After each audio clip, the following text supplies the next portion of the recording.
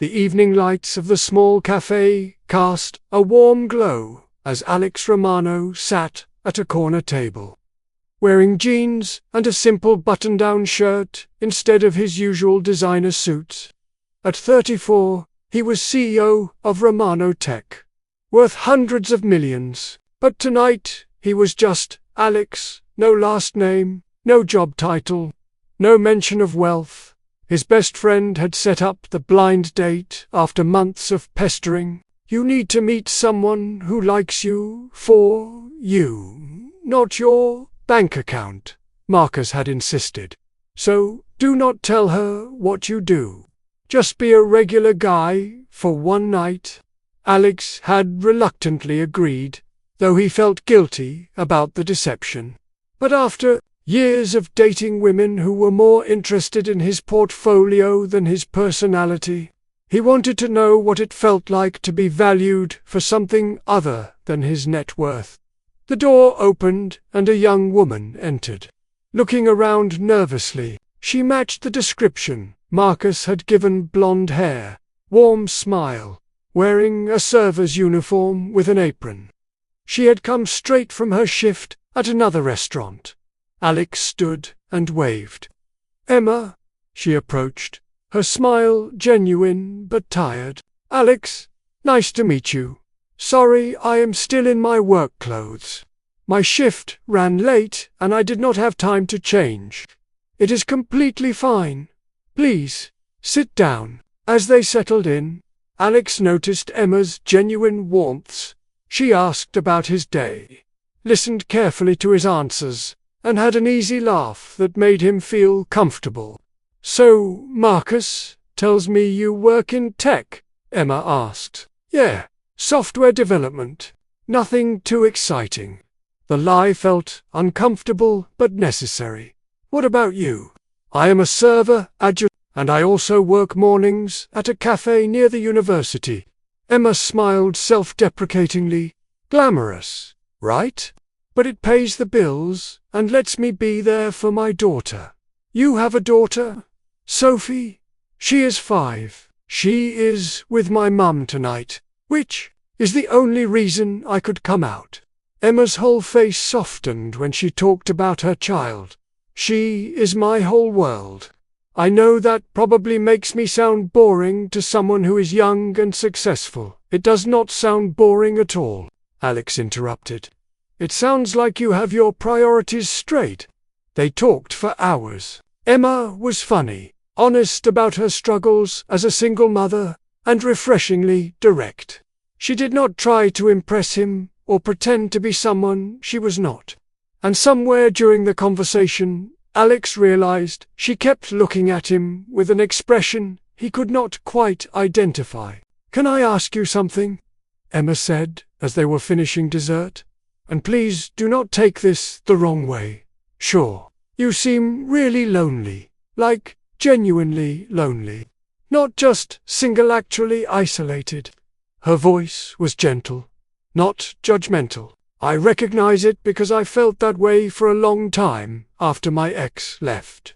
This hollow feeling even when you are surrounded by people." Alex felt his carefully constructed facade crack. "What makes you say that?" "The way you talk about work. You use words like nothing exciting, and just software like you are trying to make yourself smaller. And you keep asking me questions about my life, but deflect whenever I ask about yours. It is like you are here, but also hiding." Emma paused. "I do not mean to overstep, but I wanted you to know that I see it."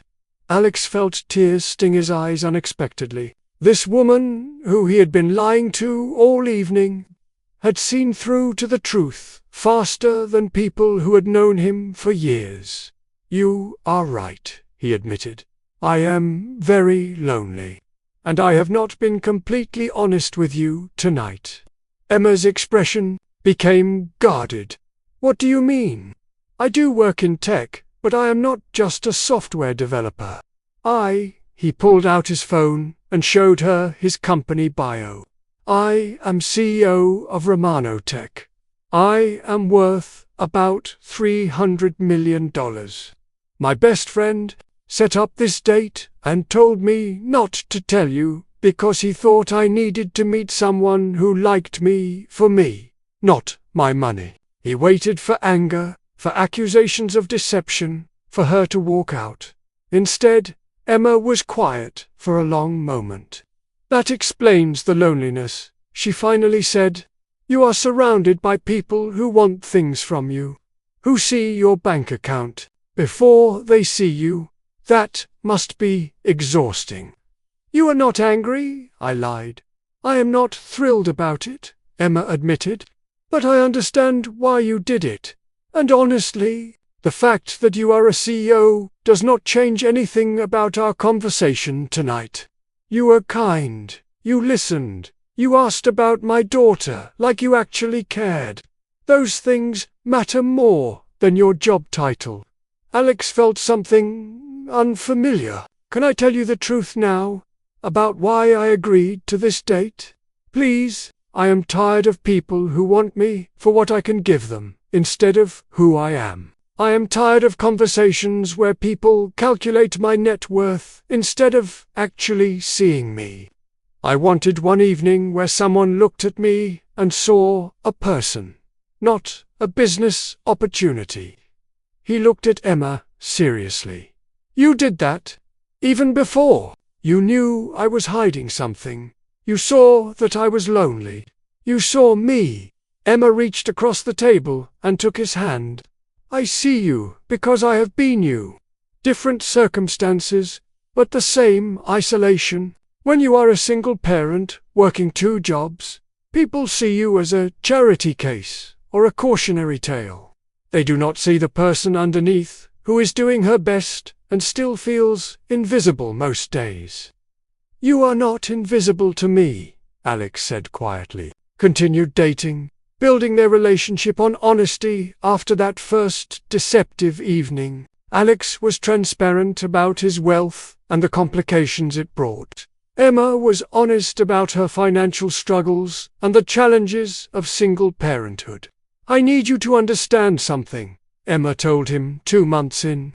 "I did not fall in love with you because you are wealthy. I fell in love with you because you are lonely in the same way I am lonely.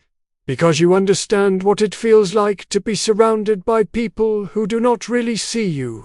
Because you looked at my life as a struggling single mom and saw value instead of pity." "I need you to understand something too," Alex replied. "I lied on our first date because I was scared. But you saw through the lie to the truth that I was lonely and hiding. You could have walked away. Instead, you stayed and called me on it. That is when I knew you were different." 6 months after that first date, Alex proposed back at the same cafe where they had met, at the same table where Emma had recognized his loneliness. "You saw me when I was hiding," Alex said, kneeling with the ring. "You looked past the lies and the defenses and saw a lonely person who needed connection. You gave me that connection without asking for anything in return. Emma, will you marry me? Will you let me spend my life making sure you never feel invisible again?" Through tears, Emma said yes. "But only if you promise never to hide from me again. No more pretending to be smaller than you are.